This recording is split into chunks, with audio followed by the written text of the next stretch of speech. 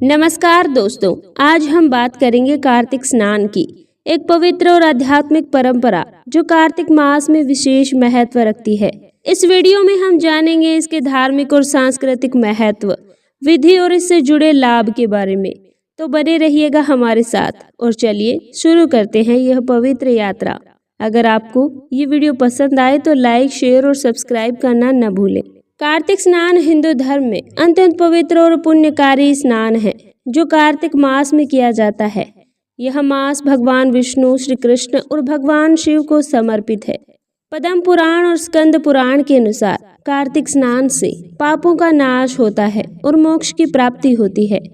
2025 में कार्तिक मास 8 अक्टूबर मंगलवार से प्रारंभ होकर 5 नवंबर को समाप्त होगा। कार्तिक स्नान इसी अवधि में किया जाता है जो शरद पूर्णिमा के अगले दिन से शुरू होता है। आइए कार्तिक स्नान का विशेष महत्व क्या है जानते हैं। एक कार्तिक स्नान का फल सहस्त्र गंगा स्नानों और 100 माघ स्नानों के बराबर माना जाता है। यदि पवित्र नदी में किया जाए तो यह प्रयागराज के कुंभ के स्नान के समान पुण्य देता है। सभी प्रकार के पापों का नाश होता है, आत्मा शुद्ध होती है और स्वास्थ्य, समृद्धि तथा मोक्ष की प्राप्ति होती है। भगवान विष्णु की कृपा प्राप्त होती है। यह चातुर्मास का अंतिम मास है जो व्रत, तप, दान और पूजा के लिए श्रेष्ठ है।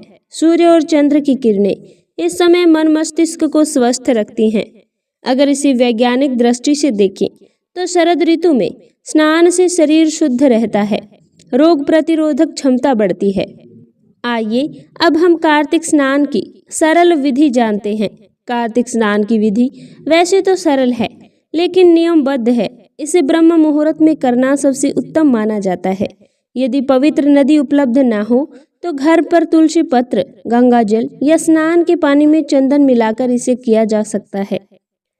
कार्तिक स्नान के लिए आपको कुछ खास सामग्री की जरूरत नहीं पड़ती।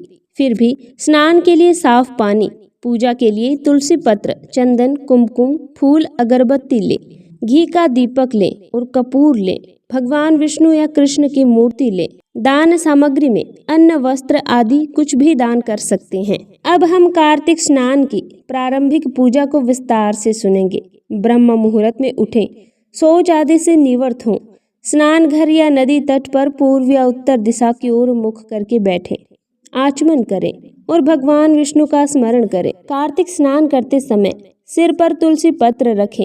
स्नान करते हुए इस मंत्र का जाप करना है। ओम नमो भगवते वासुदेवाय। ओम अपवित्रः पवित्रो वा सर्वावस्थां गतोऽपि वा य स्मरेत पुंडरीकाक्षं स ब्रह्म भयंतरः शुचिः।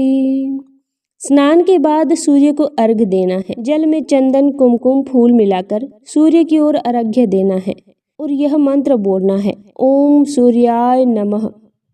स्नान के पश्चात तुलसी पूजा करनी है। तुलसी पर दीपक जलाना है। भगवान कृष्ण या विष्णु की पूजा करें, पंचामृत अभिषेक करें और आरती का वंदन करें। शाम को दीप दान करें। नदी, घर या तट के बाहर घी का दीपक जलाएं। तुलसी में अर्घ्य देते समय ये मंत्र पढ़ें, ओम तुलसी महाराणी ब्रह्माणी वृष रूपिणी श्री विष्णु मनः कांता विष्णोर वल्लभी नमोस्तुते। कार्तिक मास में एक समय भोजन करें। दान में ब्राह्मणों को अन्न दान, वस्त्र दान या दीप दान करें। प्रतिदिन गीता पाठ या हरि नाम का जप करें। अब हम कार्तिक स्नान के कुछ खास नियमों के बारे में बात करेंगे जो आपको पालन करने हैं। इससे आपके दोष का निवारण होगा। ब्रह्म मुहूर्त में स्नान करना है। तुलसी पूजा, दीप दान, सात्विक भोजन करना है और जप पाठ करना है। मांसाहार का सेवन न करें, मदिरा का सेवन न करें, क्रोध और झूठ से दूर रहें। रात्रि में स्नान न करें। यदि नियम भंग हो तो क्षमा प्रार्थना करें। ओम नमो भगवते वासुदेवाय का 108 बार जाप करें। कार्तिक स्नान से जीवन में शांति और आध्यात्मिक उन्नति निश्चित है। यदि संभव हो तो प्रयागराज, हरिद्वार या अन्य तीर्थ स्थलों पर जाएं। जय श्री कृष्ण।